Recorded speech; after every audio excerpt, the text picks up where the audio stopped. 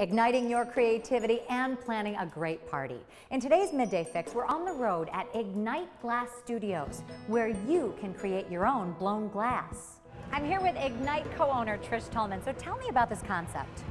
Well, it all started because we were a little bit taken aback that there was not any world-class facility in Chicago, specifically through the educational institutions here.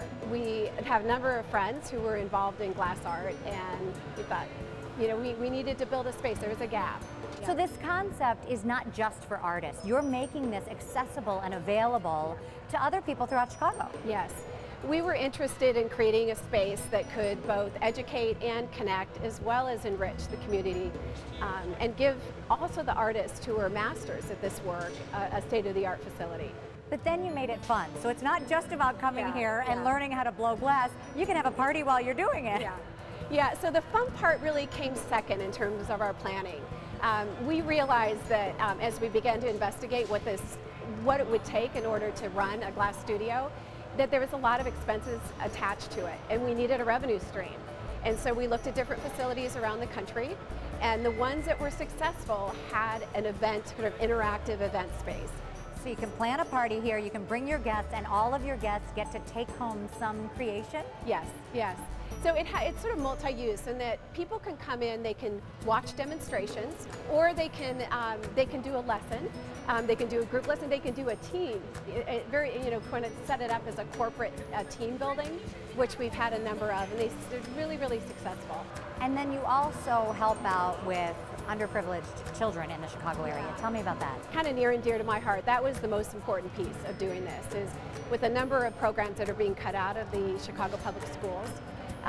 We also have seen it transform, well, my son's life in particular, the art form itself, and we realized that we had resources to be able to do that for my son, to kind of find his place in the world, that we really wanted to make sure other kids had that opportunity as well. So Chicago Public School students come here? Yes. Yeah, through After School Matters program. So we're hoping to grow it. It's new. I mean, we've only been open 2 months, so we hope to expand upon the program. But it's a really powerful medium. I would say it's transformative, and you'll have a chance to see how that works. Pearl Dick is the artistic genius here at Ignite, and this looks so challenging. Tell me how the process works, because she's going to teach me how to blow glass. Sure.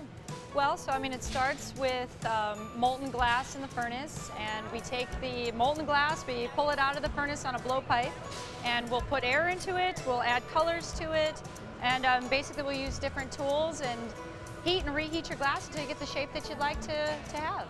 Do you have to be the artist to mold the shape, or is there a trick to it to make it look like what you want it to look like? It's tricky. It is tricky. You'll see when you try it.